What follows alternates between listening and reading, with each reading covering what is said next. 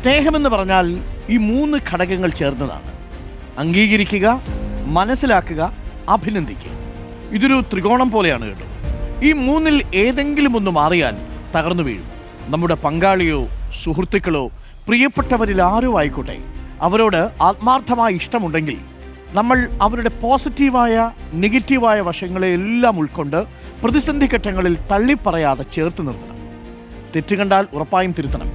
അവരെ കേൾക്കാൻ നമ്മൾ തയ്യാറാവണം. പ്രശ്നങ്ങൾ മനസ്സിലാക്കി പിന്തുണ നൽകണം.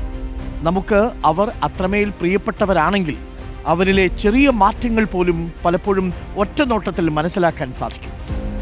നമ്മൾ ഒരാളെ സ്നേഹിക്കുമ്പോൾ അവരുടെ ചെറിയ ചെറിയ കാര്യങ്ങൾ പോലും ശ്രദ്ധിക്കുകയും അതിൻ്റെ മൂല്യം തിരിച്ചറിയുകയും ചെയ്യും. നല്ലത് കണ്ടാൽ അഭിനന്ദിക്കണം. അഭിനന്ദനവും നന്ദി പറച്ചിലുമൊക്കെ ബന്ധങ്ങളുടെ ഊഷ്മളത എന്നും നിലനിർത്താൻ സഹായിക്കും. നമുക്ക് മുന്നോട്ട് നീങ്ങാനുള്ള ധൈര്യവും പ്രചോദനവും ഒക്കെയാവും. Love is an untamed force.